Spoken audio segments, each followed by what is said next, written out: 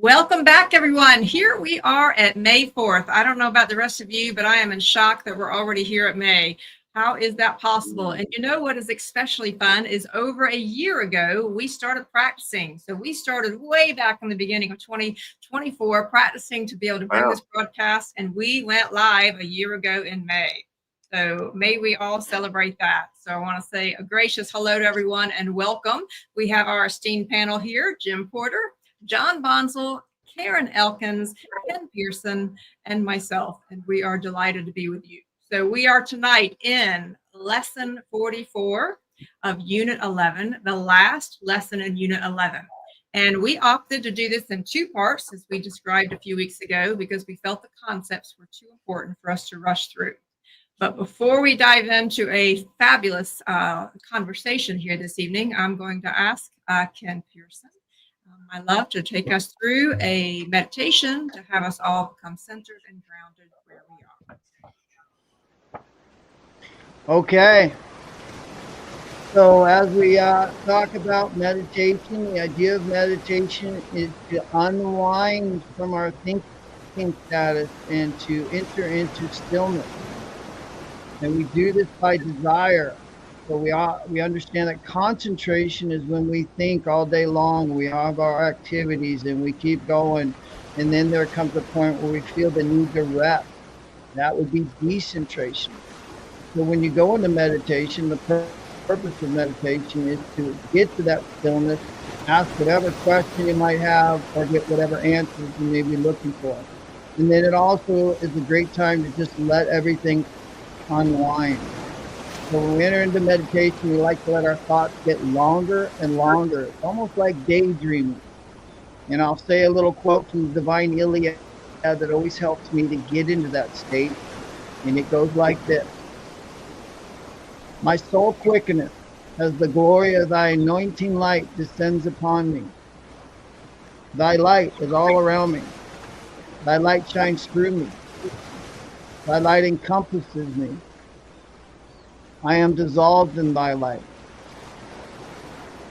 Thy light and my light have become one. I am immersed in my light. I am in thy light, knowing thy light. And here I say, be thou with me, so that I would not be myself alone ever again.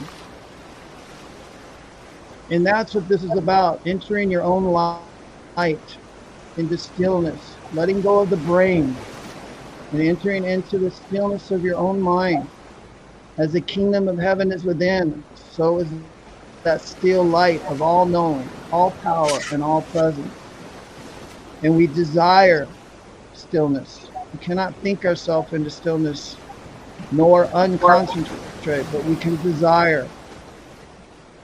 So as we desire to let our thinking unwind, we can detect our thoughts getting longer and longer, slower and slower, and we can tap into the rhythm of the waves that we can hear in the background, and the beauty of that sunset that you're seeing on the horizon.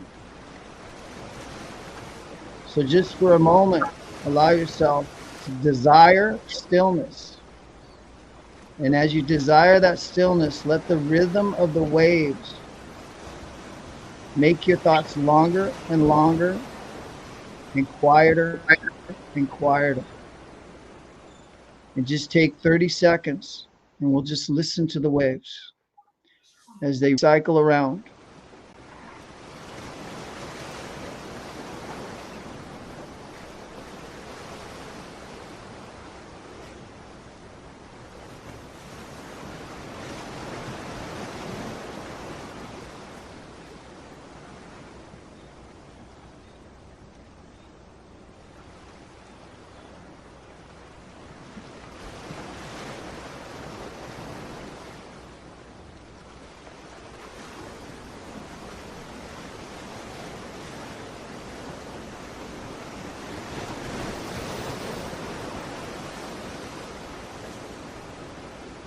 And as you quiet down, you say that petition prayer one more time.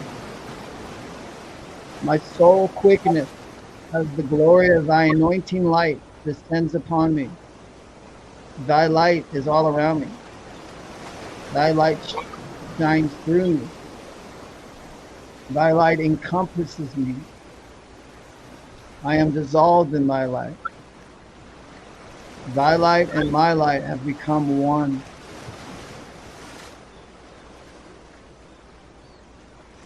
I am immersed in my light. I am in thy light, knowing thy light. And here I say, be thou with me, so that I would not be myself alone ever again. And just allow yourself to sit into that oneness of your light and God's light being one within.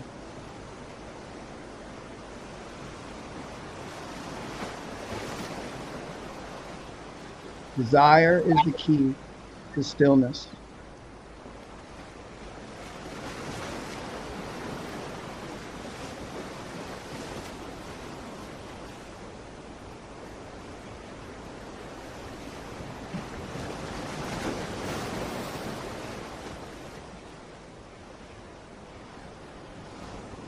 All right, come on back.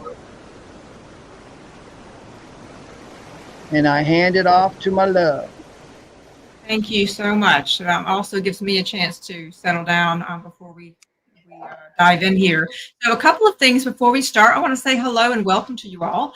I see a lot of you tuning in from YouTube, Facebook, TikTok, and others. Hello, Dee. Hello, Karen. Hello, Linda, and all of the rest of you. Thrilled to have you. I am going to ask James to bring up, we do have a broadcast coming up, an extra broadcast coming up this Wednesday. And Karen, if you would, share with the group what they can tune into this coming Wednesday. Well, we have another person who has done many, many deep dives into Walter Russell's work, and another gentleman by the name of Keeley. And so I think we've had some things where we would like to explore a little bit deeper. And I think John Bonzo might join me in querying Mr. Dale Pond, but he's been an expert and been around for a very long time. So it's a different voice, a different insight. And so I'm welcome, and I think you'll enjoy Dale. All right, thank you. And if you all would please join me in saying a big happy birthday to Miss Karen. Her birthday is tomorrow, so let's send her some love and celebrating the fact that she, the world is a better place because she is in it. So a gracious thank you, Karen, for all that you do. We have another lovely video this evening. I also want to mention before we dive into the lesson here today is that I purposely kept the quotes for these particular lessons all about the three omnis from previous lessons. And this is a change from what we normally do. Normally we bring out quotes from the sessions, the lesson that we're looking at. But to be honest with you, I wanted to anchor us all. These are big concepts, big lessons, and I wanted to anchor us all about wherever we were and really have us focus there during the breaks to give our brains a break. So I'm going to ask each one of the panel, what was your favorite part of the lesson before we dive in? John? Well, it's tough to pick a favorite because it's all fantastic. But the mention of the inert gases and how that recording process takes place and how the cube, the spheres, the mirrors, the spiraling all takes place. It's difficult for me to pick out any one part of it, but it is intense. And like I said earlier, if you dive too deep, we don't want to lose you. Well, and I want to comment on that because, lessons 1 through 9 is all about the science of man. Lessons 10 and 11 is the science of the cosmos. And so we're down to the last lesson of the science of the cosmos. And then on May 18th, we go into unit 12, which is, again, back to a philosophy discussion that wraps up the whole thing. So know that we're getting there. For those of you that have been with us all year, we are inching close to the finish line, at least this round, and how exciting that is. Jim, what was your favorite part? Then I'm going to Karen and Ken. I liked where they pointed out, and John and Ken are going to go, oh, yeah, sure, Jim, that on their wave chart, that the center of the wave chart is carbon. And that's as dense as it gets. And I want to remind people, think about that when you're seeking to meditate and pray and commune with the universal one. This is the most difficult point in the universe to do that from, because it's pulling outward at forces that are beyond imagination, that when seen are incandescent. And you're working to stay centered in that divine that you are. So anyone that's even perceiving and to work and achieve that concept while here in the carbon octave is doing amazing work throughout the entire octave. Oh, wow. That's certainly uplifting. Thank you, Karen.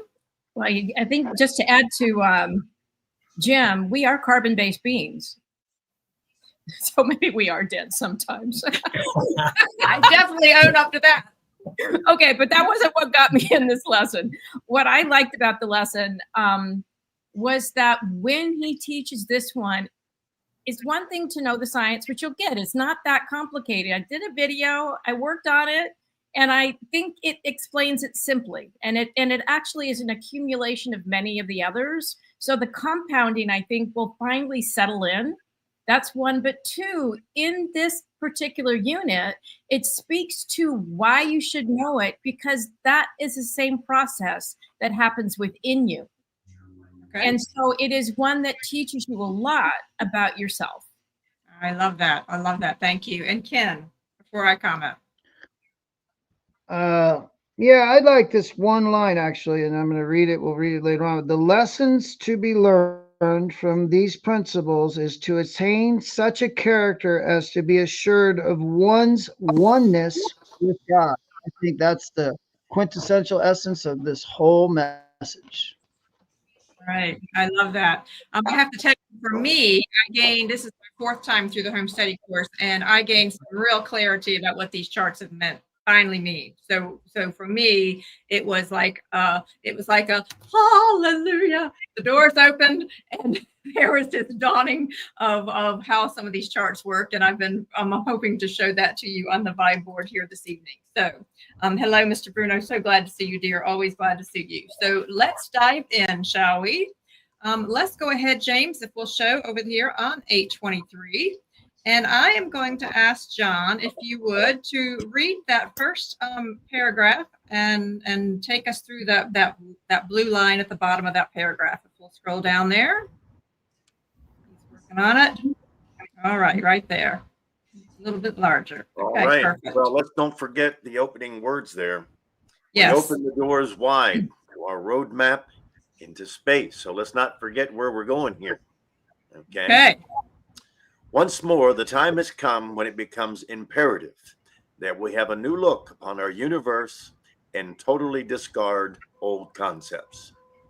Since science began, it has periodically erased old concepts and replaced them with new ones. Copernicus erased Ptolemy, and Galileo erased Copernicus. Then Faraday and Newton, Rutherford, together with Bohr, erased all of them. Science today will never know its own tragedy and what it is doing to disintegrate mankind unless it erases all old concepts and substitutes the truth of nature's workings. All right, that's incredibly powerful, and I think lays the groundwork for the whole thing that we're getting ready to go into.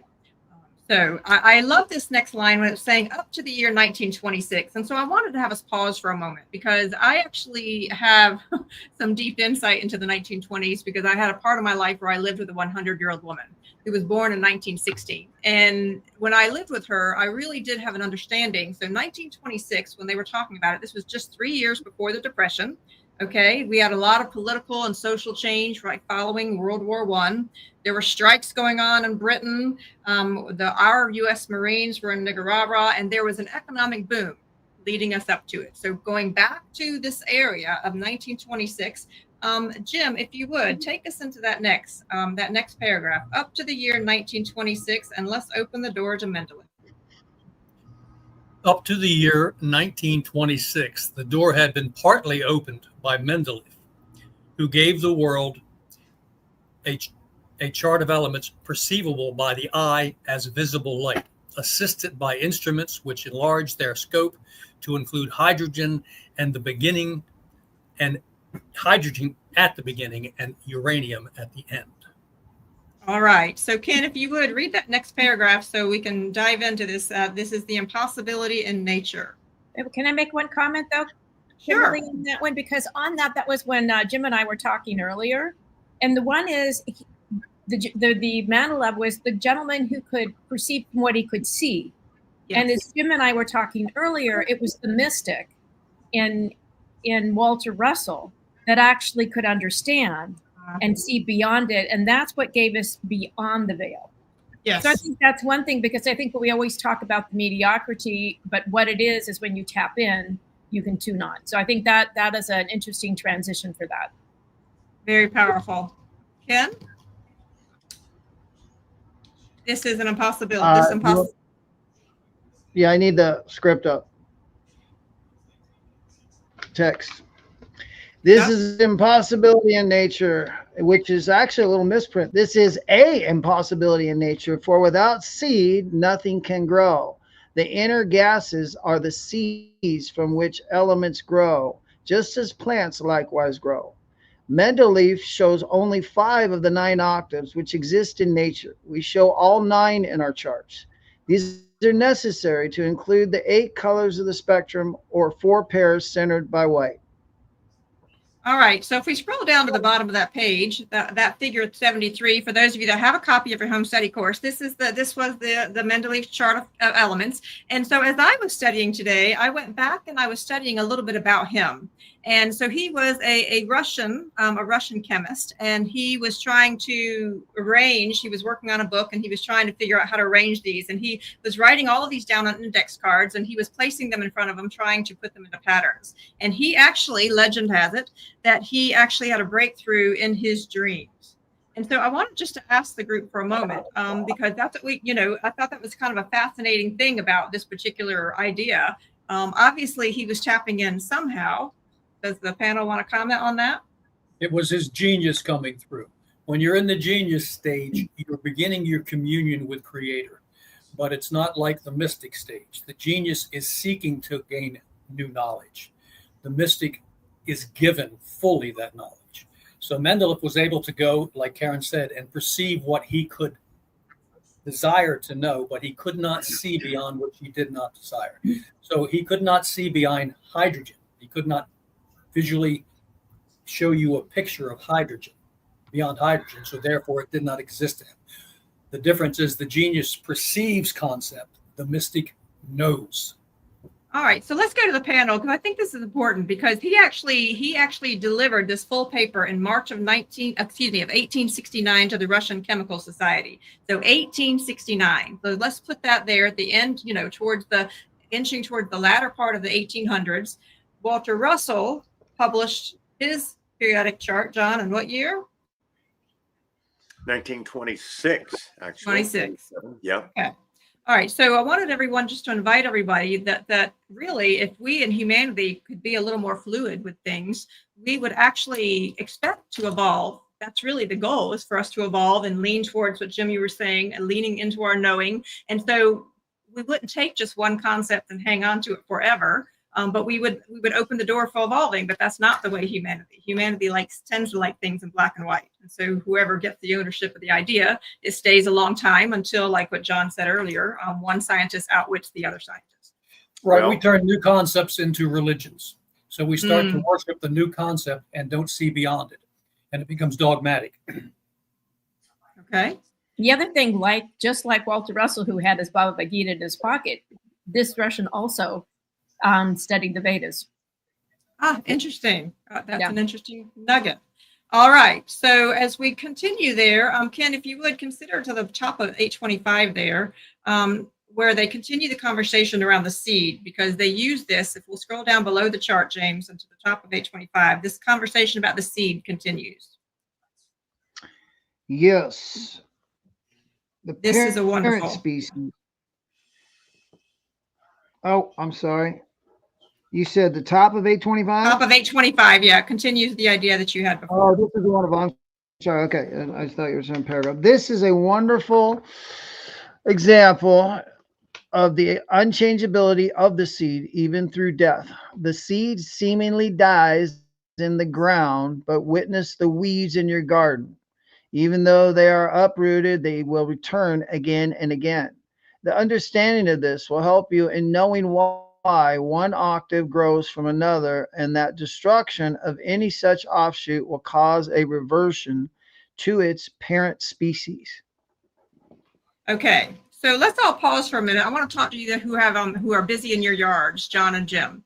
So this concept, and for anybody who gardens, they understand this particular concept. So let's talk about how this shows up. I mean, I know I'm always amazed how weeds grow. I remember one time trying to move a peace lily out of when I moved into a new home and tried to move the peace lily, and every single time we dug it up, it still came back. That thing was as stubborn as it could possibly be. It was going to grow there no matter what we did and how many times we moved it. So I guess we couldn't get down to the seeds enough. So talk a little bit about this before we start going into the science. Remind Mr. Miyagi would say a strong root. Strong root. So John, what's that like in your farming life and on your farm?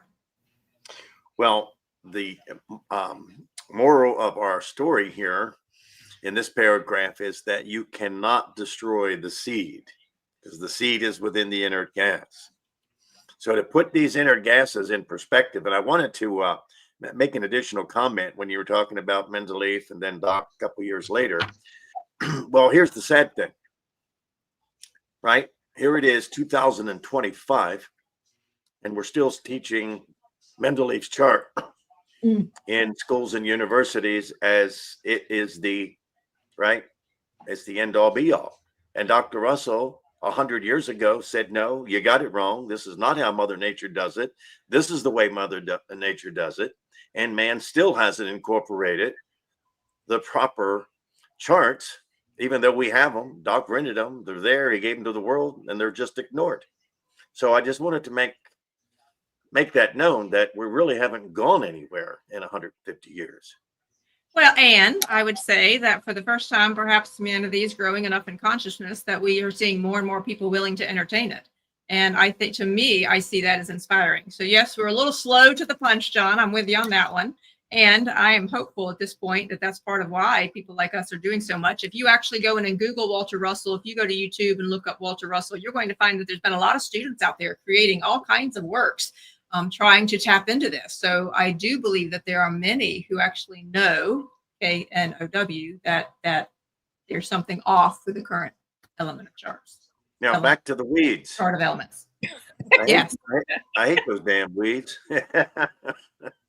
You can't get rid of them, but you have to stay on top of them. That's how you got to do it. You do. Even Ken was spending time on the lawnmower this week, working on all the weeds in the grass. And nature just has a mind of its own. How many of you have actually experienced that in your own life? Nature seems to have a mind of its own, and you begin to understand this when you realize. Yes, Ken. No, go ahead. Finish, love. I'll just come in after you. Just go ahead and wrap up what you were going to say. No, begin to realize. That you're beginning to realize just that nature, obviously there's something larger at play here, because when we as mankind think we're in control, we're really not. Nature will always win. So the key to why we're talking about Mendeleev and why the Russells are bringing this up at this point in the home study course is because Dr. Russell uncovered the first 3 octaves, which can be known but cannot be seen. We know of helium because it's the first gas that we can harness and we can recognize.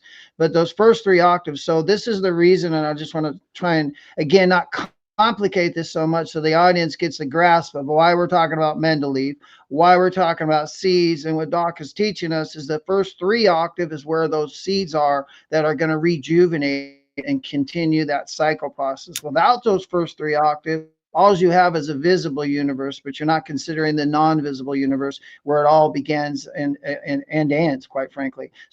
So those first 3 octaves, and that's why we're talking about them. And they're not that complex to understand. There's not a bunch of elements in those 3 octaves. Well, and also point out in this, I'm sorry, I'll just be quick. Point out in the scientific world, as you've said, and they've said in the writings, Mendeleev his chart was accepted openly because he was a member of the scientific community. He was a chemist. They adopted that. Russell was a poet, philosopher, painter. They don't see him as a member of their group. Therefore, he's an outsider, and they don't want to look at it. But there's like you said, Kim, there's enough people coming around now, even within this newly burgeoning scientific community, that it's going to take off and be heavily adopted within the next 50 years.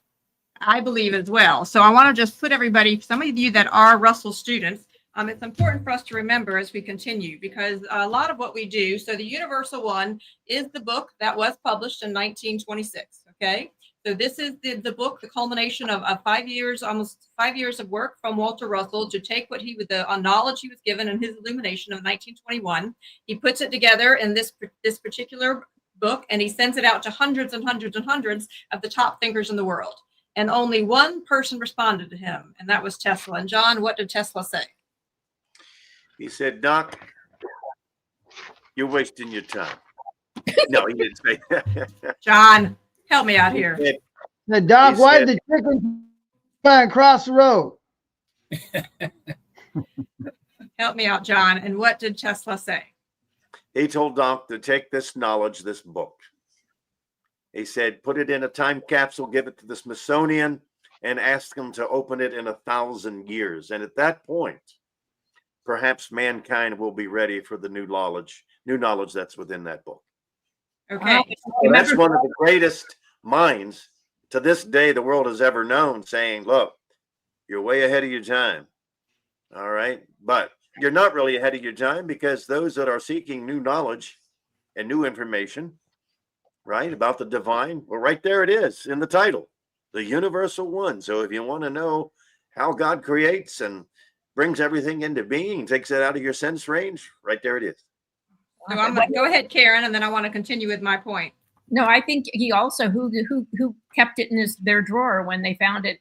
It was Albert Einstein. Yes, I had to keep that one in there. And it's also interesting because when we're talking about the noble gases, we always, the way to also equate it is the cosmic egg. So how they actually, even in Eastern tradition, it's the interstellar gas, the clouds of gas that create stars are called eggs, and anonymous meaning evaporating gases. So it actually ties right into Walter Russell's work. Yes. Okay, so I wanted to make a point, though, to everyone who, how many long-term students do we have on? If you all would comment in there, for anyone who's watching this in the future. So this was actually written in 1926. Well, then he came along in 1947, and they published The Secret of Light. And this was some corrections, actually, that he had to the Universal One, but this was a continuation of his work. This is important to remember, because then the home study course happened in 1951. Okay, in 1951. And then after that came another book called The Atomic Suicide. And that book was published in, it was published in 1957. 57. Oh. So I was actually laying this out because for me, Kimberly Faith, I've been studying a lot of this stuff now for 4 years, and I was working on, in my head, I needed help putting it all together. So I mentioned this to you. We, as this group of students, are focused on the home study course. That is the path that we're taking. But for those of you that actually work with Russell, do know that his knowledge actually evolved as well as he was growing in his own journey. John? Well, when you use the word corrections, how many corrections did he have to make when he wrote the Iliad? Not one. So what word would you prefer versus corrections? Evolving?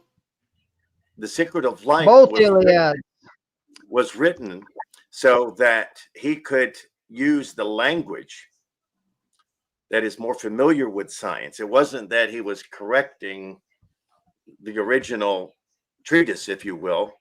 It was that he was trying to make it more understandable to people in the scientific community. So I think correction means I stand corrected. You were wrong, and then he's like, okay, well then I had to make it right. So we kind of lose credibility when you say that. Okay, so I stand corrected. However, when I first came into the museum, and I actually had a conversation with the chief science officer at the time, Darren, he actually, when we walked through and we looked at all the science illustrations, you could actually see where Walter was gaining in his understanding and evolving and being able to explain it, John. I guess that's the way it is, even through over his years, as how he continued to grow. And wouldn't that be the case for all of us, that we're all on this journey to continue to grow in our understanding? Sure. I stand corrected, sir. We're continuing our conversation. So why don't we go ahead to the bottom of page 825, and let's go ahead to that. It's break time. It's break time. That's where I was going. I wanted to get this last. Go ahead. Yes. Go ahead. So I was just trying to get in that last highlighted, yellow highlighted thing. I was going to ask John to read that last yellow highlighted circle before we end up going to break. So if John will read that, I'll hand it to Ken, and then we'll go take our first break. Okay, I love this. The Walter Russell charts of 1926, which have revealed the existence of 9 inner gases, and the much improved and more complete charts printed here will help you better comprehend why every element of the entire octave will return all the way to the seed of its beginning in the still white light of the source of all of them. I thought that was incredibly powerful. Incredibly powerful. Ken, last thought before break? I actually just had a question. Does anybody have any ambient noise on in the background? Because I'm just getting a little bit disruption, Okay. a fan or music or anything. Okay. I will turn the fan off. I will turn off the fan. All right, everyone. It's pulling, We take a 3-minute break every 30 minutes. So we'll see you in 3 minutes.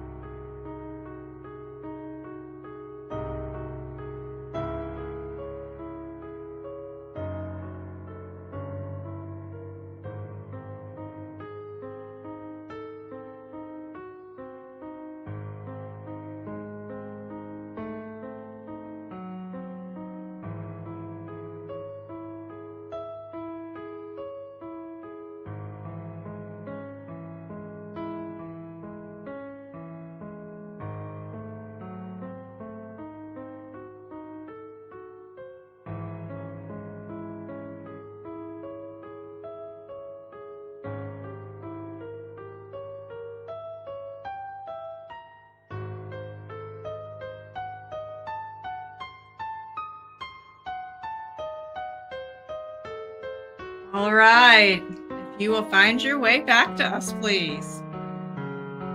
Amazing. Amazing how 3 minutes ends up going by very, very quickly here. So I do want to just let you know, I'm broadcasting here from the Russell Museum here on Waynesboro, Virginia. And I must tell you, these lights get hotter and hotter by the moment. I'm going to tell you. If I put a temperature gauge in here, I'll have to figure out plan B. So everyone, we're going to just say welcome. Lots to show you, including the vibe board. And there were some really, really important charts that we're getting ready to go into. So any comment from the panel before we dive into the bottom of page 826? All right, let's go ahead and dive in here. So what they say there at the bottom, it says, these charts help us teach you the basic facts of life and instill within you the knowledge that the only way to accumulate power is by giving love out from yourself to other selves and to growing things. To give love to another who sorely needs it is to give him power to conquer his needs. And in turn, it gives you power to give more from yourself. And that way, both you and he multiply the power to give more love out from yourselves. So panel, I'm going to ask you to please comment on this, because that's a pretty philosophical paragraph here in the middle of a very scientific lesson. That's I'll give what I you. love about the I'm lesson. sorry. All I'll give right, you a Karen, then John. All right, hold on. Karen, then John, and then Ken. Karen? No, just for me, this is what I so loved about this lesson. It actually shows you how nature works, and that if you mirror nature's philosophy and you actually do it, you are empowering others, but you are empowering yourself, because you're giving yourself that also the attaboy to go do more, because you can make a difference. I actually love that, Karen, because even I was with an executive leadership team and we were talking just recently, and I keep telling them that if we as leaders, everything we need to know about leadership is actually in nature, and how we could transform this world if we would default to that. John? Well, since Leo was co-author of the home study course, but she simplified that last paragraph by saying that you can only have that in life which you first give. Let's capture that, James. You can only have that in life that you first give. Ken, you want to comment, and then Jim? Yeah, what they're going to get ready to explain is they're going to reference a tree and a branch, and that the branch that extends from the tree feeds off the root system that we don't see above the ground. But that, again, is something I've illustrated before about, most of us only live in half the world, yet we do know the other half. Most of us only see the top half of a tree, but there's a whole root system underneath there feeding that top half of the tree. And that's what they're talking about. The power's in that root system. It's not really in the tree that you see. The tree that you see is just again that expression. Okay. We had a bit of an internet. Okay. And a little bit of an internet glitch. Go ahead, Ken. Yeah, one more thing is that the seed thing that's so beautiful, that is, if you went into the desert and you dug down 3 cubic feet, you would find seedlings down at the level of 3 cubic feet. So that's how far down those seedlings go. And if you think where 3 cubic feet is down to the ground, imagine we think mankind can blow up the world, but you're only going to blow up the first top of the surface. There's still 3 feet left to go that'll regenerate and reaccumulate life one more time in the existence of mankind, which has probably been wiped out more than one time, is what history is showing us. But the seeds keep growing, and the future is always going to be repeating itself over and over again in everyone's life if you don't change the pattern. And that's what this message is about changing the pattern, the way we look at the world, to see the whole picture and not just get stuck in that sensed half of yourself. And that whole picture is that inner light that we're always awakening through this message within, the inner light within, that still inner light, which is exactly what we're talking about the octaves. When we talk about the color spectrum, they talk about the white light that divides the 4 pairs of colors. Well, that white still light is where all colors come from. Thank you. That's very beautifully said. Jim, what do you want to add to it before we continue? I like how they pointed out that all life is born from the seed of the inert gases. Thank you. The seed of the inert gases, and then it goes to body seed, which is the fruit of all things, and then that falls and repeats itself over and over and over again. And Ken was correct. It doesn't matter what we do to seemingly stop the seed from manifesting. It will manifest. If we blew the planet up, a new one would roll into place, which is the seed for the next level of the next humanity. So you can't destroy the inert gas, the seed. Okay. You cannot do it. You can delay it. You can cover it up, but you cannot stop it. So can I ask the team, I know in one of the many charts that I've studied with Walter Russell, they used another word for inert gases. Wasn't that the word notes? Yes. Octaves. Okay. In the octave. The octave, They're but the octave. Yes. the Yes. notes, okay, octaves. So, because what struck me is that John, we'll talk about it later. We're getting ready to show the cosmic clock, but during your presidency, you found an illustration where Walter Russell had called it the Grand Symphony of Creation. So, for those of us that might not necessarily have a heart for this word, inert gases, the octaves, or thinking about it as musical notes instead, to me, that finally spoke to me, and I started to understand this a lot more. John, can you comment? Yeah, and think of all the beautiful music in between the octaves as they unwind Right. and spiral in and out. Yes. Right. So that's why Doc named it the Grand Symphony of Creation. How beautiful. Now, and you had said that he didn't have that title in the Universal One because he was trying to appeal to scientists. So it was later that he added it. But when we begin to think about everything we're discussing here tonight, that even springtime is like a symphony. The bursting of John actually builds his entire garden around new things coming to bloom every 2 weeks. And when we walk through the world and we see spring coming, you can almost feel nature singing in a way, because you see the burst of the dogwoods and the burst of the color and the burst of the trees and the green coming forth. I mean, it is a lovely process.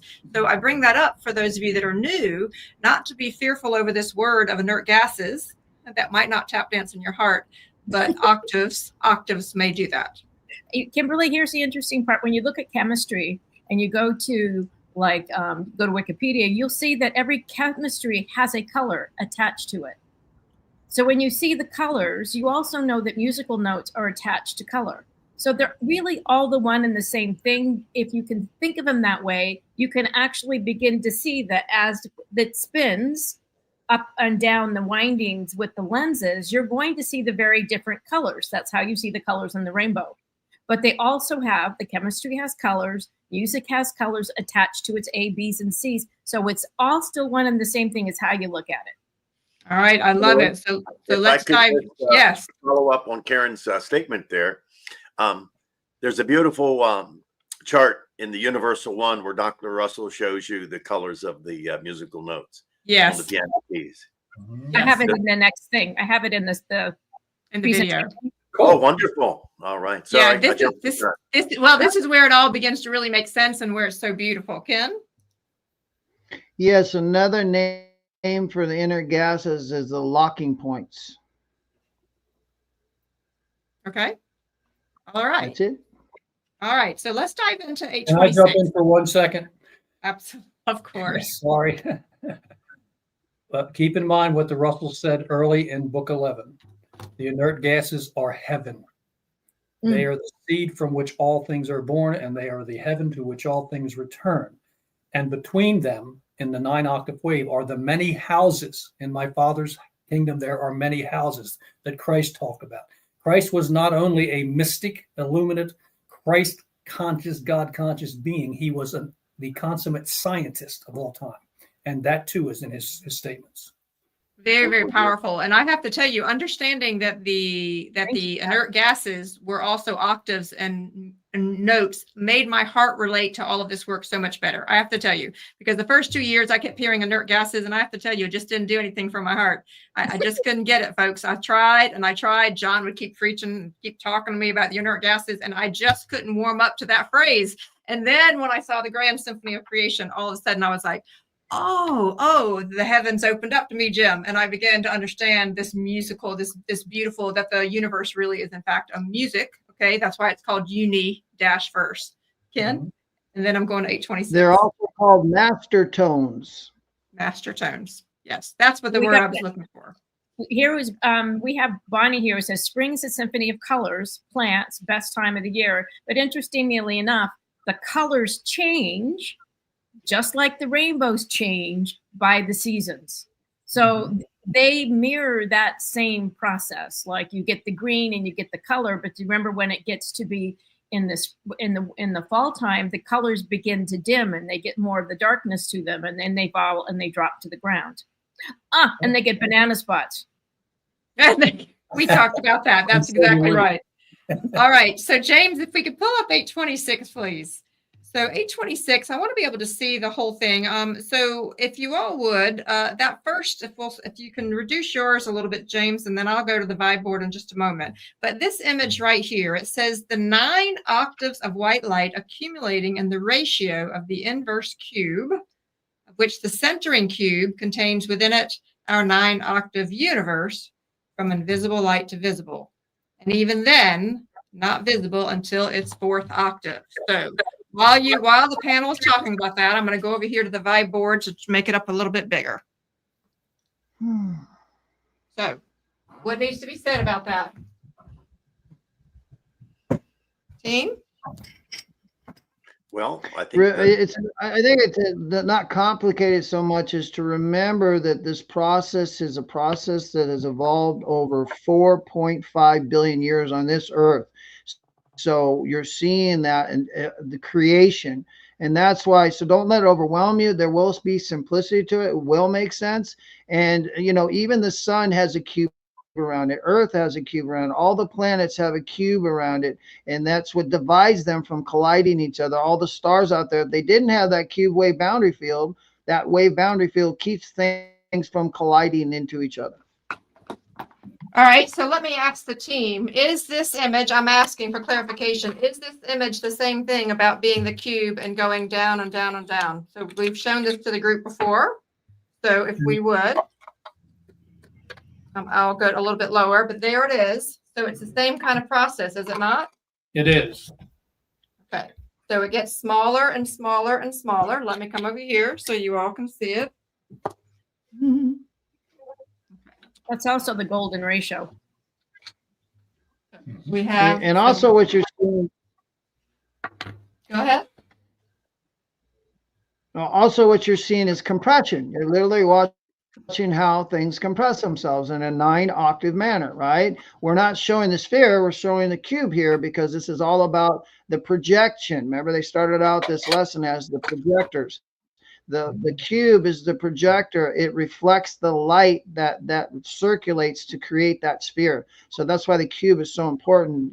You think of it as a projector, a one-way mirror almost would be a better way to say it, but it is a projector. And it's almost, if you were to take a negative, old school 35 millimeter negative, right? It's gray and it's magnetic, and once light hits it, an image is formed.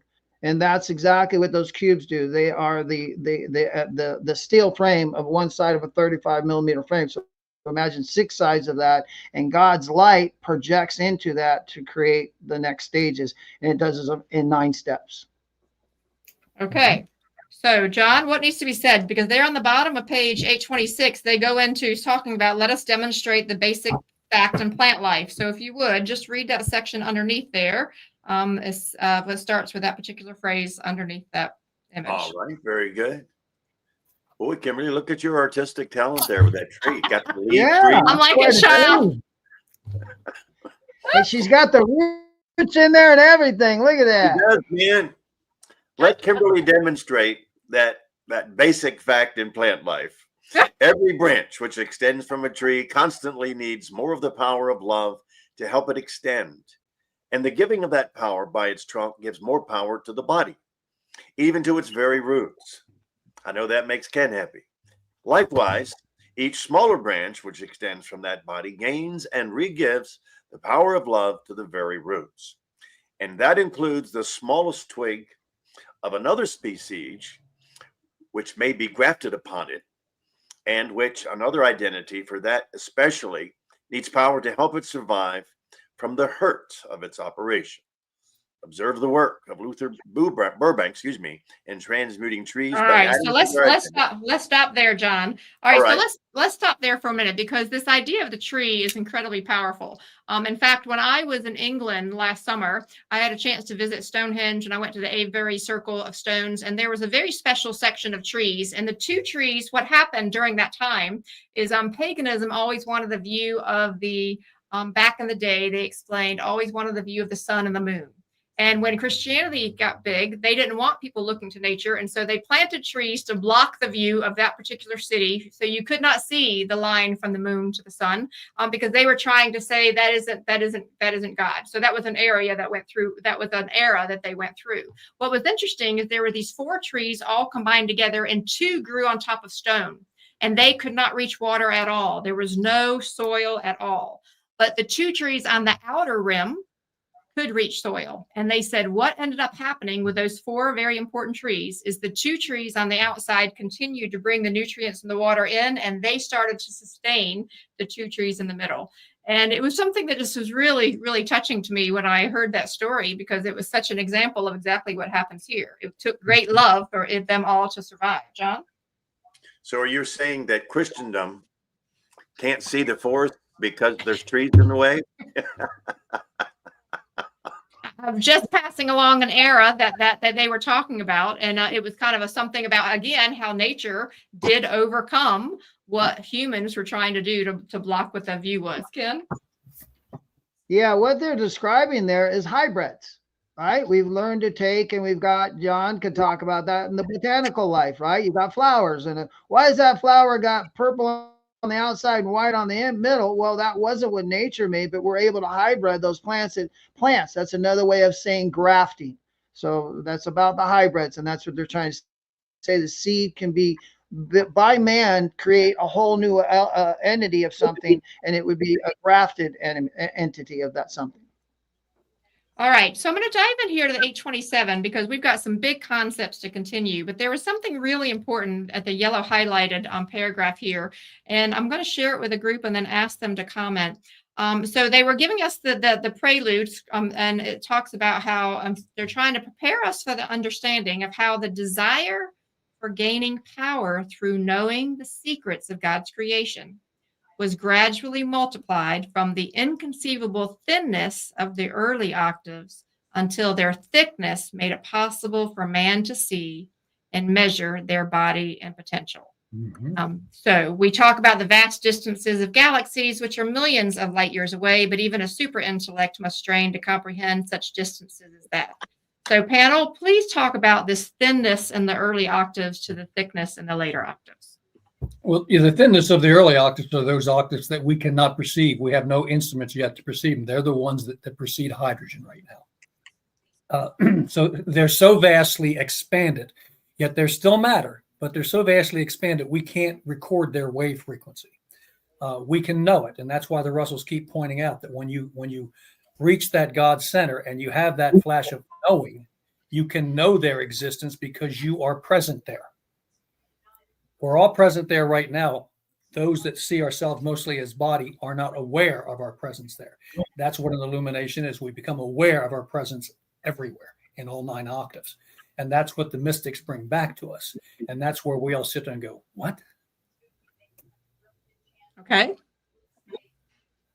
All right. Anybody else want to comment on that before I continue? Well, how many spheres surround the Earth? Go ahead. Is it 2? Is it 4? I'm waiting for the answer, 2, John. bioconvex. 2. No. So there's multiple spheres, and the further out you go, right, the thinner they become, the less oxygen and other gases that are in there, right, until you get out into outer space, right, where the thinness of those gases are so spread out that they can't form anything. But then you come from the outside in and you start compressing, right?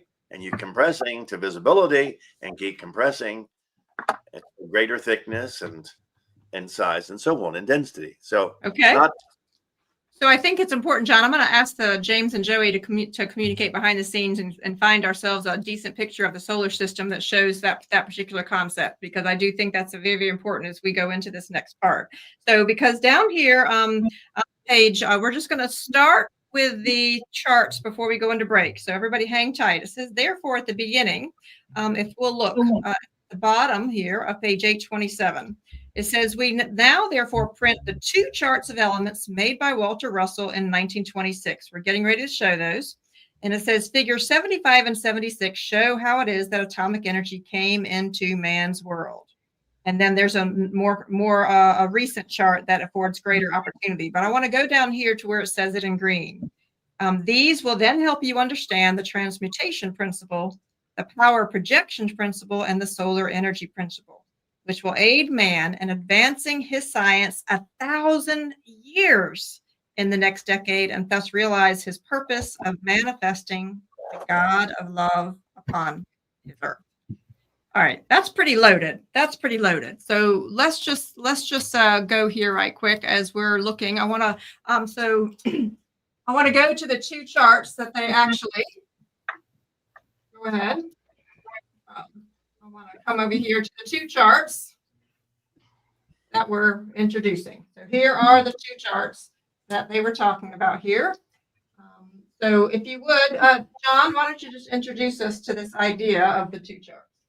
All right. So those two, I'll use Russell terms, are kind of like mated pairs. The charts are mated pairs. So the one on the left, if you were to start at the top and look down, then what you would see is the chart on the right. And you will see the spiral. Yes. So very important to understand this, because I didn't understand that for quite some time. So let's just remind everybody of what that looked like. So I'm going to pull together this idea here. So remember, if we were to collapse it, John, this is what you're saying. This is what we would see. Yes. Okay. Be half of it.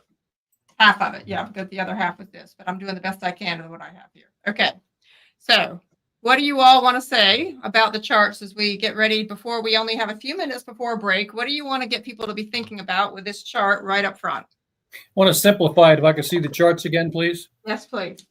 For those that are still having a hard time grasping that, imagine you reached into, see the round one on the right. Imagine you reached into center. Like that's a coil on the stove. You reached into the center and you grabbed that and you pulled it straight up. You would have the chart on the left. Ah, okay. All right. John, what do you want to tell people before we end up taking a break and come back to diving into If you will notice I believe, well, it's not, okay. It is complete because that chart on the right, Dr. Russell shows it twice in the Universal One, and one where it doesn't have quite, he doesn't list all the elements. He kind of simplifies it more and leaves all the elements out in their locked positions and so on. But Jim's right. And if you can just visualize what's happening there. So you're seeing the same chart just from two different directions and two different dimensions. Yeah, so let me show everybody. This is important for us to understand because it took me a few years before I could actually get this. So notice how all of these are right there. Hold on, okay? And notice that the same words are when you go into alphanon, and then it starts going through the octaves, okay, right here, and it's the same words.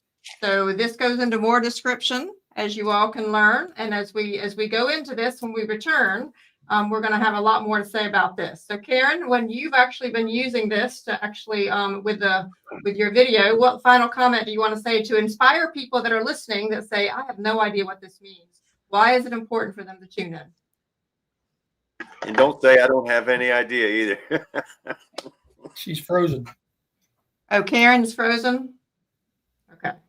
Bummer. All right, well, we'll try it there. So here's the thing. If those are the two charts that we're going to dive into. We're actually going to draw some things on them. We're going to talk a little bit about them when they get back. And Ken, what would you say as to, because you've been studying this for 30 years and you've been gaining an even greater understanding lately about the power of these charts. What would you say to somebody to make sure that they stay with us and they don't give up when they're hearing the scientific conversation? I would say that it's worth studying and to think of it like music. And if you didn't want to play music, that's fine.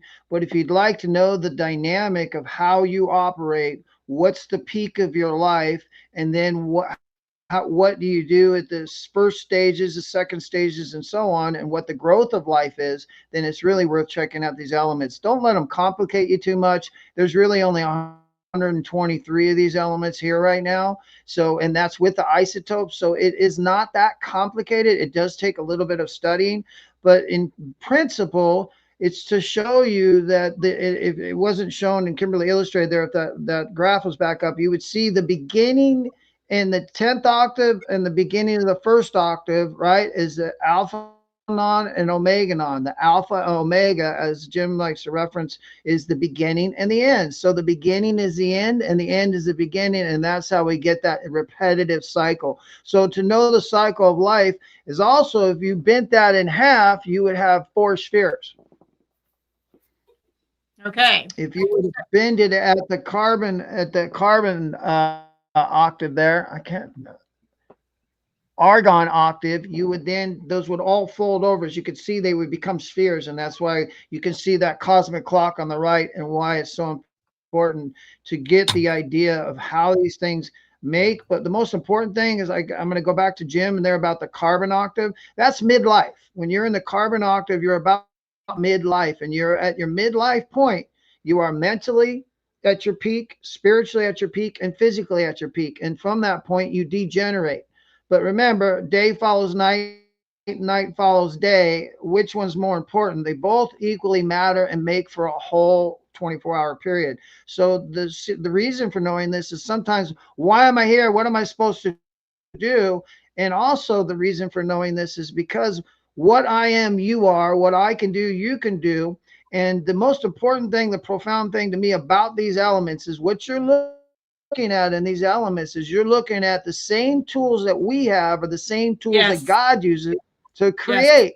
Yes. And if you know those elements, then you can create on a level that's far deeper and far past superficiality that you've never even begun to comprehend until you started to know. So remember, the reason that God says what I am, you are, and the kingdom of heaven is within, is because God uses the same tools. That 9-octave wave is the same. God doesn't go before that or after that. So God does it. It's not about all knowledge of everything, because then we couldn't be there. What this is about all knowledge of how things are made. And that's what omniscient means, is God knows how all things are made.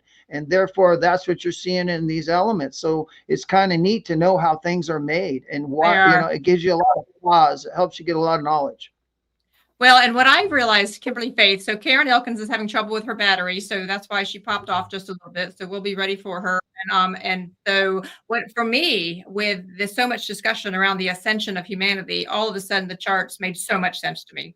It was like a night and day. Welcome back, Karen. It was like a night and day aha for me over this week as I was studying. And remember, that's what they said about the home study course. It is an illumination, one word at a time. This is why, for those of you that are just joining us, the home study course written by Walter and Lara Russell, that is what this group of students is dedicated to, is having you get excited and inspired to want to actually learn and go through the home study course. But their idea was that you would do one lesson a week, one unit a month, over a course of 12 months. And that's what we're here. We're here at the end of unit 11, here at the last lesson, because then that's where it begins to make sense. And so John and Jim have been through this for 50 years. Ken's been through this for 30 years. I've only been through this for 4, and this is Karen's first time, even though she's been involved with the Russell work for quite some time. And even last week, Karen, you really touched me when you said, wow, I knew of Russell's work, but going through the home study course made all the difference in the world. All right. So it is time. It is time here for our next break. So we want you to stand up, relax, get some oxygen, water. We'll see you in 3.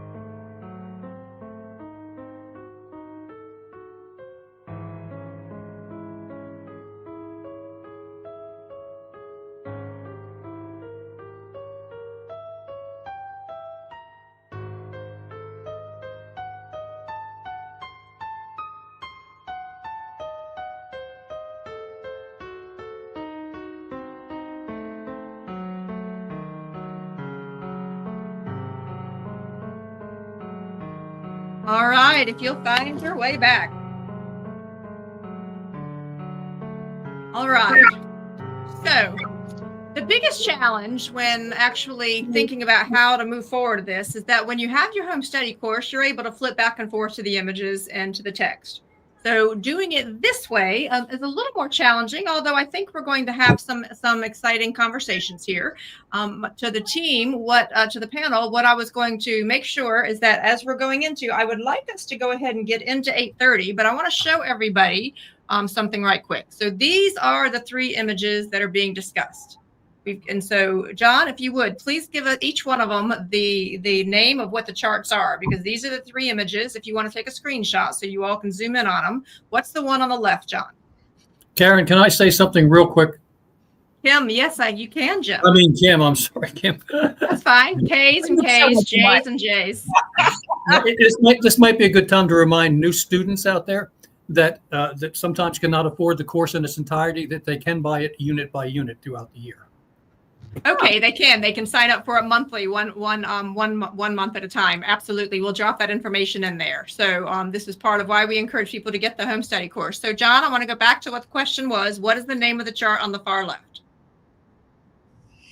The Russell periodic chart of the elements, number 1. Is that what you want me to reference? Yes. Or... And what is the one in the middle? And that's the Russell periodic chart of the elements, number 2. Just giving you a different perspective on how the elements are set up. So if you're looking downward, or if you're looking through from the side, that's what you would see. And then, all right, and then the one on the right. Yeah, and the one on the right, that takes a little thinking to walk through that one.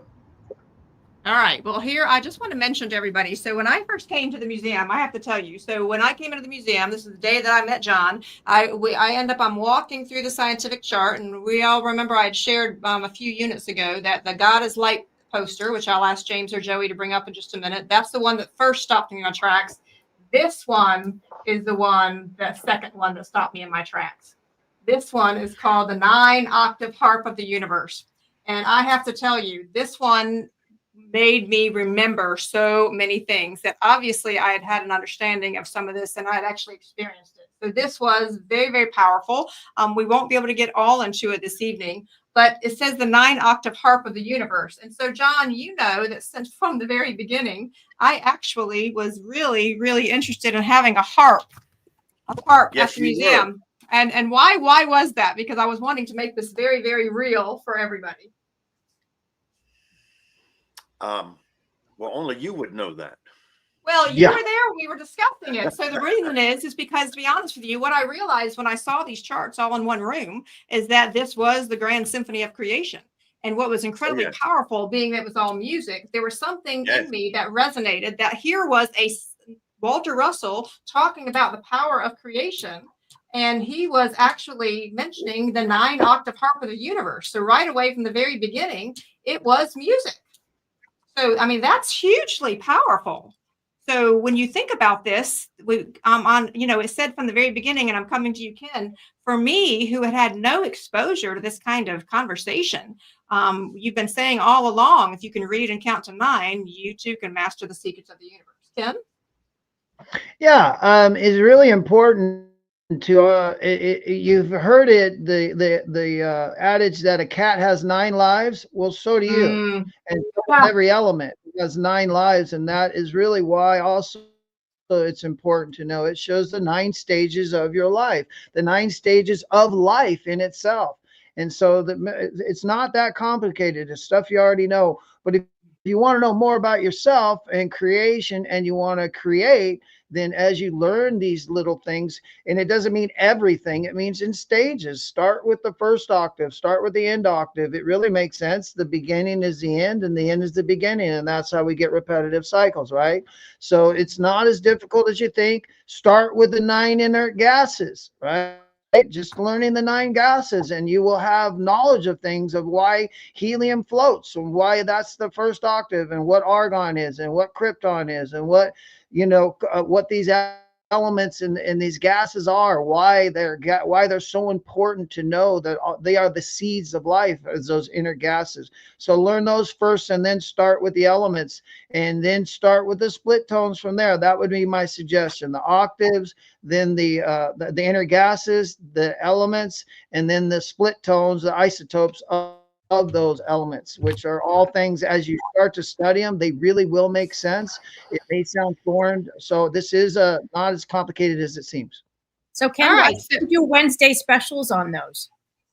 We should, Karen. All of it is. We have lots to do Wednesday specials. This team could be broadcasting every week, several times a week for the rest of the year. So I want to please understand that. What I learned when we did our first round of extra broadcasts is there's a great deal of pre-work that it takes for everybody before that, and so we're all just trying to integrate it. And I wanted to be sure that we focus on officially accomplishing this. But yes, Karen, we could be broadcasting, and I hope the studio will someday be broadcasting 24 hours a day so that everyone can have access to the Russell work. James, if you would bring up that God is light poster. So this is the illustration drawing, the first one that stopped me in our tracks. And so if you would, John, you actually placed this at the very beginning of the science room before people even get into these. Please reiterate why. For me, it was so much truth in this one image, which, by the way, you can order many of these images as posters. If you go to philosophy.org and go to the store, we'll drop that link in the chat box along with the code. But why did you have this at the beginning, John, and tie this into what we're discussing here today? Well, the reason I put that first is what comes before God? Nothing. So that's why God was at the forefront. Right there. As soon as you walk in, here we go. The science of the future is based upon God, the creator. God is light, God is mind, right? And then you see the sequence there of how God creates. Now, we're not going to read and go into all of that, but there is a sequence to everything in a way. So even though you can't see God, you can't sense God. And what can you only do with God? Be one. Know God. No God. But you can know God. So well, and before be one with yes. And notice that it has the three omnis up there. Mind is alone, omniscient and omnipotent. Light is alone, omnipresent. Ken, you had a thought. Yes. It says God is light, God is mind. Well, guess what you are? Your body is light and you are mind. You are not your body. Your body is nothing but a vehicle. Just like God's light is the purpose of manifesting duality and creation, but it all comes from God's mind. We are, and that's why we are to really recognize how omnipresent, omnipotent, and omniscient we are. Is again going back to these elements is the same tools that God's used. And so if you learn these elements, then you can use the same tools that God used to create whatever you might want to create. Cold light, which would be luminon, and any kind of thing like that. There's going to get into some, we've seen some coils in step 10, in lesson 10, lesson 10. You see that there's a coil and there's transmutation of electricity, how to create more energy from a 4-octave coil as opposed to just a singular coil, which we still use today. This day, we do not use a 4-stage coil, which would generate even more power and more conductivity. So, but I do like that God is light and God is mind. So am I, and so are you.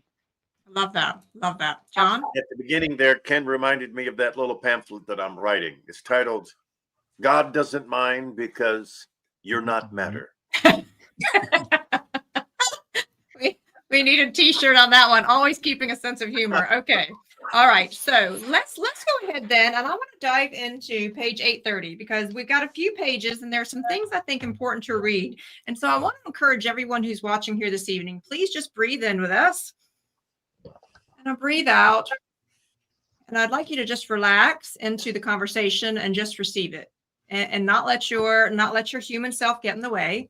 At a deep soul level, you already know these things. If you are here in matter, you've actually lived through this process, and that's what we're going to show you. That's what we're going to show you. So here under 830, I'm going to ask John, if you would, start us with that first paragraph. Let us study figure 77, which, by the way, is the octave chart on the far right side. So when they're referring to figure 77, it is the 9 octave harp. John, what's that paragraph? Very good. First, take note that carbon is the pivotal center of the 9 octaves and is the anode position. It is the first of the wave amplitudes to have closed its hole and reversed its direction of compression from outward to inward. And that's where Jim would make the statement of the divine masculine switching and becoming the more predominant divine feminine. Okay, so let me ask you all, is this the time for me to draw it out, or are we going to dive in a little bit longer? You tell me when. You saw me practicing earlier. Let me know when it's the appropriate time to actually draw it out. So let's go ahead into, at the bottom of that second paragraph, it says, but like the tree which burned or died when it matured, another tree or group of trees will sprout from those very roots. And so, Ken, if you would read what's in that green highlighted there. The carbon is the first amplitude.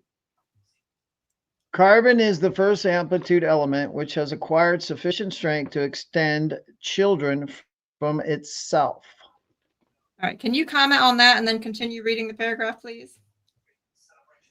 Well, you know, what we're talking about here is that when we reach a state of carbon, when we reach our maximum potential, if you think about it as in midlife, you're now at that point where, you know, you can acquire, you've made a family, you've created children in your own, that you're creating your own family. Usually that's when the fatherhood or motherhood comes in, and then strength to extend your children is the knowledge that you've learned at that stage of life.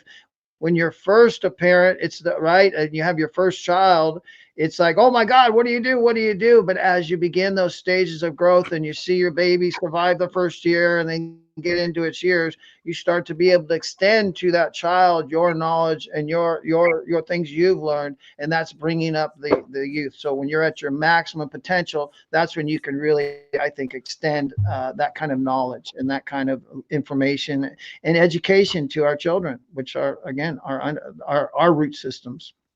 So I should have brought back an image from Unit 1 earlier, but I'm going to ask our team if they'll look at some of our previous slides. There is an image from one of the earliest lessons where it talked about birth, teenage, adulthood, and it actually showed that in what you were just talking about. So maybe we can find those.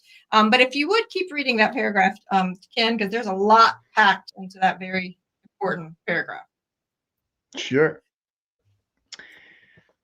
It is completed spectrum from itself, its completed spectrum divided by a uniting equator places it in the father-mother position, both of whom as divided pairs have united in balance to produce children such as our Earth, Mercury, Venus, Mars, Saturn, and other planets. All of these planets and their moons are children of our sun. And that is a really powerful, I'm going to stop there for a second, is to think about that, right? How many planets do we have in our solar system? Anybody? Well, it can't be 9. It can be 9, and if you were to be academically trained or science-based, maybe you wouldn't consider that. But I like 9 because we learn about these 9 octaves and the importance of them. So the sun is the crucible. So everything you see on this earth came from that sun over 4.5 billion years. So when we talk about the elements, the cube, the sphere, and all these things, remember it's taken, because the question I'll go back to last week was the bird. So how does a bird relate to the sphere cube? And you're too far forward, right? You got to go from its beginning. You got to start with that first feather, that first seedling that bird becomes before you get to the stage of seeing that full bird. Right. So every element that comes off that sun, every blade of grass is born on that sun and comes here. And here's the kicker, right? You would say the sun rays, the luminosity from the sun, that light is dying as it goes through space. It's 90 million miles. So in essence, it's become really long waves. And then it comes into our global atmosphere, Earth's atmosphere, which acts like the lenses, what we talked about, opticity, the opticity of life. And those waves are then converted from long waves to short waves like a magnifying glass by the outside boundaries of that 9 octave sphere, which would be lenses. So you got 2 bioconvex and you got 7 concave lenses that construct the sphere that we're talking about. So our atmosphere acts as those bioconvex and then compresses those long waves from the sun to create life. All the life that we know comes from that sun. The sun is the crucible of life. And those planets are children of that sun that spring out from the equator of the sun. They come the radiation that actually spring from the rotation and equatorial phase of that sun. Okay, so powerful conversations here. Let me continue with this particular paragraph. It says, it has been but a few 100 million years that human life became existent on our Earth. This next sentence blew me away. Venus will be the next planet to become ready for human life like this Earth. However, it will not be ready for such life for several 100 million years. It takes all these long years of preparation to reborn the seed of humans like us. Our Earth will slowly pass out into the cold of space as Mars, Saturn, and outer planets have already done. When Venus is finally ready for life, the human seed will appear on it because the seed is carried in the inert gases and it is eternal. All right, panel, I need you to comment because that was a wow paragraph. Jim? Well, I'm sorry. Go ahead, Jim. Well, it is just that. It's seed. If you just take the simple male-female principle, the male carries the spermacide that enters the womb of the female egg. And only when those two come together that can you have multiplicity. Only when they come together as one can you multiply the cells. 2, 4, 8, 12, which grows the next, structure, whether you're talking about a human being or a planet. The principles are the same. The two have got to come together as one, voiding each other out in divinity, and then multiplicity takes place. Well, and when you think about that, 9 months is how long it takes for us to carry a baby. Yeah. So, John, then I'm coming to Ken. Go ahead, John. What am I supposed to comment on now? Well, I was just asking you to comment on the overall paragraph. Just in general, that's a pretty big deal for human beings to realize that the same process that we created human beings. I mean, we are actually little mini creators here on Earth. We come together, we create. Yes, absolutely. And I was coming to you next, but okay, we'll jump ahead to Ken. Yeah, then we'll come back to John while he thinks about the paragraph. Thank you, Ken. All right, so no, because you're gonna have something to say on this. I just know it. So here's the kicker, right? Venus is in a mineral state, and every planet, just like Earth, when it was first started, was a molten rock.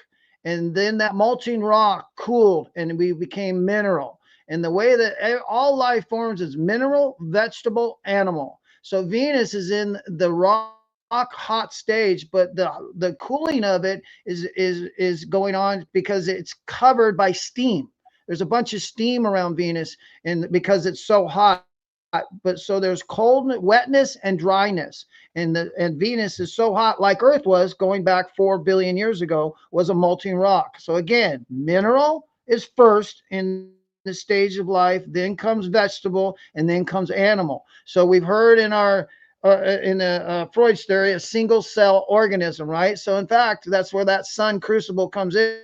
And we started out, think of how long it takes one cell, single cell to start. Then that cell, as Jim just said, splits into 2, and then 2 splits into 4 to make a human body. Your body is made up of cells. Ken, we're losing you with the internet. All right, maybe so let's Ken, we're giving you a break on the internet for a minute. John, if you would go ahead and jump in. I think I lost everybody there. Am I back? You did, yeah. So anyway, I think God wanted to cut Ken off there, just kind of shorten things up a little bit.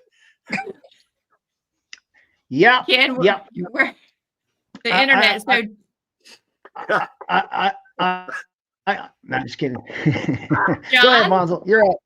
Hey, John, Okay. You're getting a little dark back there. Would you lighten up a little bit? No, just kidding. I know, man. Karen, she can't afford to pay the electricity bill here, so we're running on battery power. So, and I'm in a trailer. I want my fellow members here to know that I'm officially now trailer trash. Would you stop? Go ahead. You're in a trailer. The comment, please, before we continue, folks. Right. We got a lot more to cover. Now, not that it makes any difference, but so I have a question for Ken because we need to put things into perspective, right? So how old is Mars? How old is Neptune? How old is Uranus, right? How old is Saturn, right? So the sun bores planets in pairs of 4. So there can't be 9 planets. There's got to be 8. There's got to be 12. Point. Or there's got to be 16. Can't be 9. But they're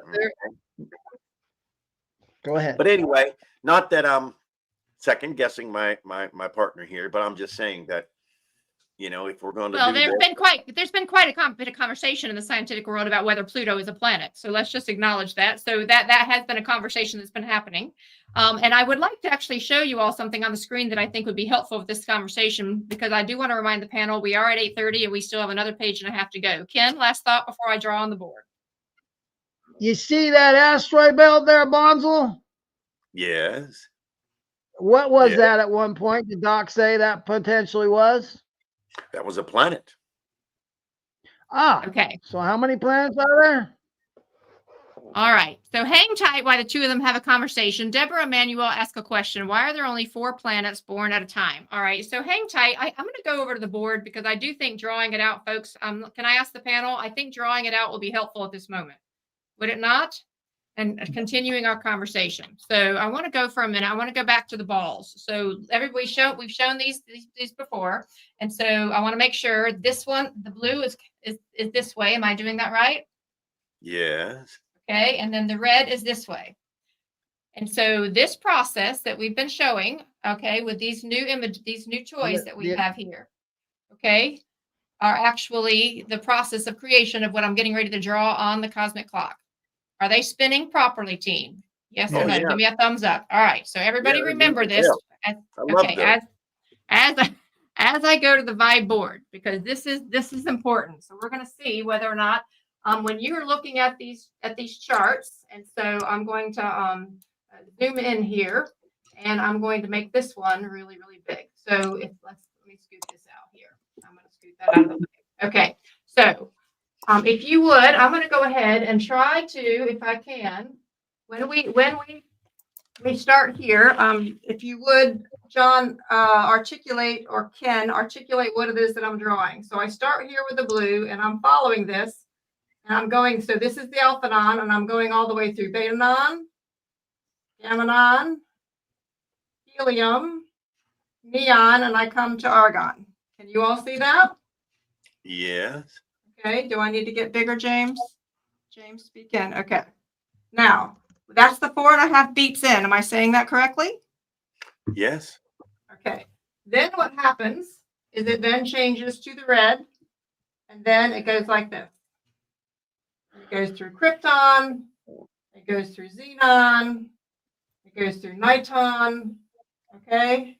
I'm going to scoot in a little bit, and it goes all the way here, okay? The alpha and the omega. Now, I'm going to continue. Let me go ahead and comment on that before I continue, please. So that is technically how those two areas are working. Yes or no? Yes. That is half the wave. Okay, that's half the wave, okay? Because then what happens is we get all the way to the end, okay, the omega, and it turns blue again. And then what happens is we turn around and we start coming back. And we start going back through this cycle, and then we end up changing to the red halfway through our cycle, and then we finish as we are descending all the way into matter. I'm getting busy. All right. Well, I just started right there because that's actually what is happening. So if we could just pause for the audience for just a moment and explain what that is, because until I actually saw that, I didn't even understand that's what you all had been saying all this time with the balls. When you look at those charts, you have to look at the whole thing. And if you look at those outside rings, yes, and he shows you how, and you can read it, and it says that the disintegration means less volume. It's expanding. It's working its way back to zero, right? And then the compression side they get smaller. The rings get smaller. So this is just another demonstration of what we've been talking about for almost a year of compression and expansion, right? Male, female, red, blue. And this is just another example of it, but as it being true to nature. All right, Jim, you want to add on? I'm 100% in agreement with John. Okay. It's exactly true to nature.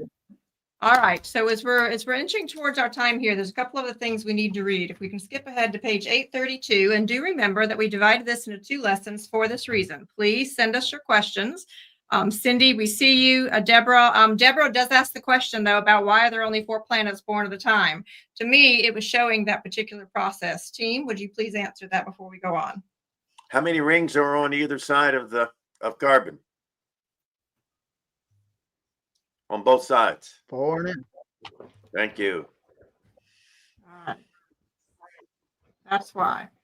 Jim, you want to add to that? I know we're getting close to the end here. Well, so, yeah, I got a question. Oh, go ahead, Jim. Sorry. I said that they're generated in 4s. They're not necessarily all born at the same moment. You have a succession of 4 planets, and then you have a succession of 4 more as those 4 move further out. And it's like an assembly line. 4 plus 4 is 8 plus 8 is 16 plus, and the sun will continue doing that as it radiates outward and gives everything that it has out, and eventually it turns itself inside out, and there's nothing more to give. We call that death. And I just want to add one more thing to that. That was really good. The moons of the planets are children of the planets.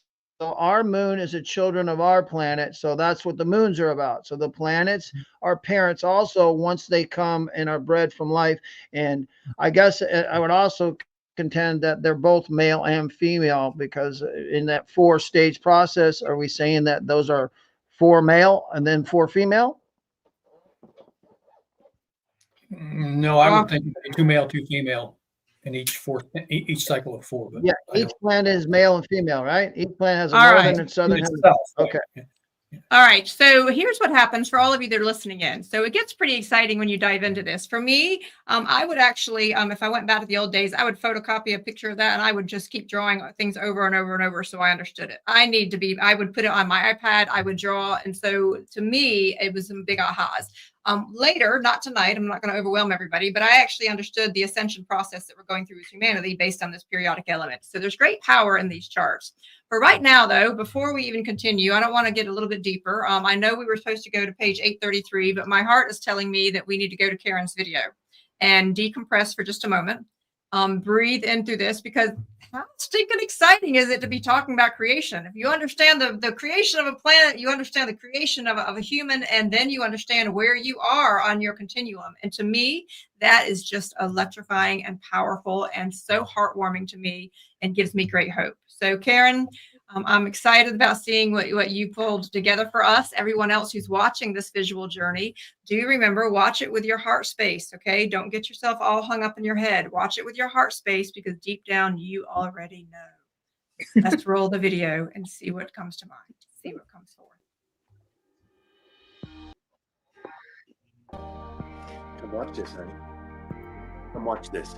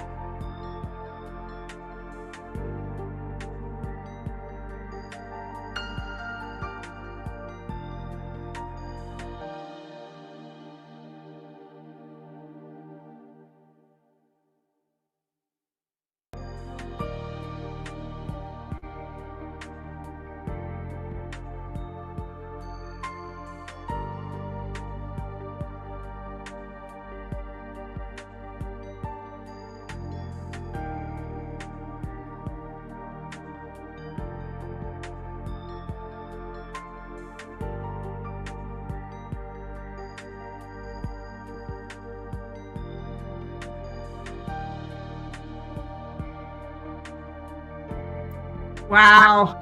I got some timing Wow. on some of them, so I got to fix them with the timing. Sorry about that.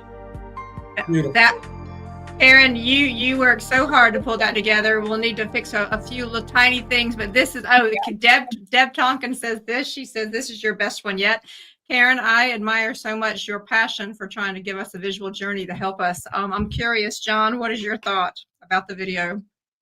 Oh, I love them all. I texted Karen earlier this week and told her I'd reviewed 3 of them back to back to back. Told her how wonderful they were.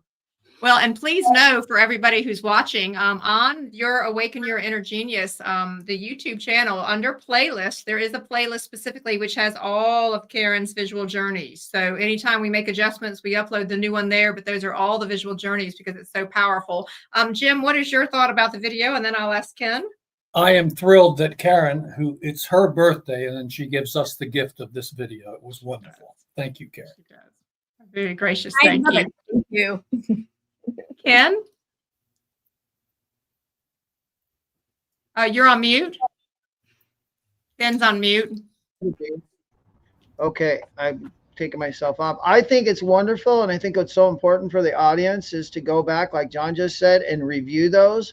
As we learned in the earlier lesson, a picture will stay in your mind, and the text has got to be comprehended and contemplated, but those pictures will actually create an image of your mind, and it'll correlate to the text you're reading. So I encourage you to read that text and then take those visual journeys, and you're really going to synergetically, they work really well together. Thank you, Karen. So thank you, Karen. There was a comment from Karen Mahan there in the chat box, and it says, wow, I had to do some deep breathing there. Excellent. And Deborah also says this. She says, that was both beautiful and powerful. I have to go back and watch the recording so I can read it all. And that really is what it is about. And so there is one thing before we wrap up here this evening. I don't think that we need to keep going in the text here. We'll add more of that for next week. But I do want to ask everyone who's listening. There are many, many of you that have been following us the whole year. Please let us know, what are the techniques that have been most impactful to you? Do you appreciate the visual journeys? Do you appreciate the addition of the vibe board?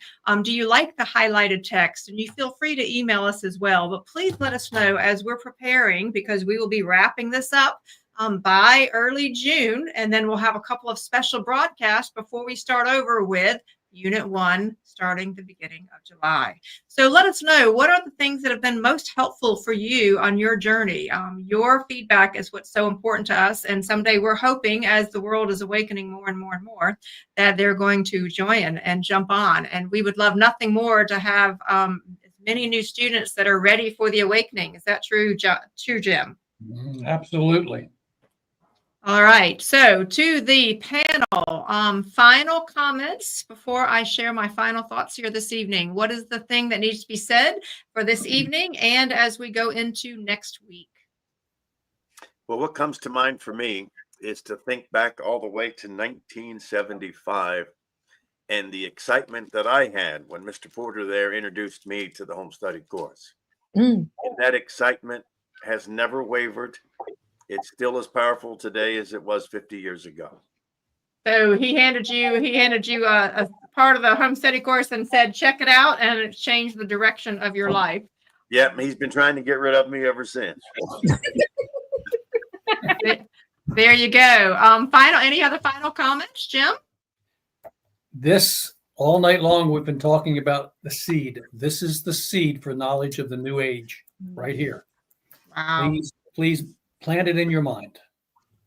Beautifully said. Ken? Final thought for No, the I'm evening. good. All right, Karen. Go ahead, Ken. No, I just really liked what I said at the beginning about my favorite part of this is about that finding ourselves is to find God within ourselves. And that's what this lesson is all about, is remember, God's within, and this lesson will help you find that God within. It certainly has helped me. And as John said there, I think it not only doesn't get old, it gets better every time you read it 30 years later. Every time I make a pass, I get more out of it, and it gets better and better. There is no finish line with this. There's no finish. There's no need to be a finish line. You just keep growing and growing. It's really beautiful. Love that. Karen, your last thought for the evening. I'm just happy to be here with the team and happy to be learning. So thank you. And I am right there with you all. And so I want you to know that part of the dream, that when John and I first talked about creating this virtual studio here at the museum, it was all trying to honor the prospectus that Walter and Leo wrote. We'll maybe do a broadcast about that prospectus, but in there they said someday they hope to have a symphony, someday they hope to have a movie, someday they hope to have a radio station. And so the studio is the closest thing to the radio station. And for me, Kimberly Faith, it is an incredible honor. From the day that I walked in here almost 4 years ago, it has been nothing but a journey of love, of powerful love, and so many amazing ways. And most of all, we want to extend all of our love to all of you, those of you that are joining us tonight, and those of you that will be joining us in the future at any time, because love is eternal. And that is what all of this is about love for the Creator, love for the universe, and love for each other. And may we all usher in that love together. And so that is our final thought. We will see you. Please join us for Wednesday, the extra session with Karen, and then we will wrap up lesson number 44 next Sunday. Happy birthday, Karen. Thank you. Yes, happy birthday.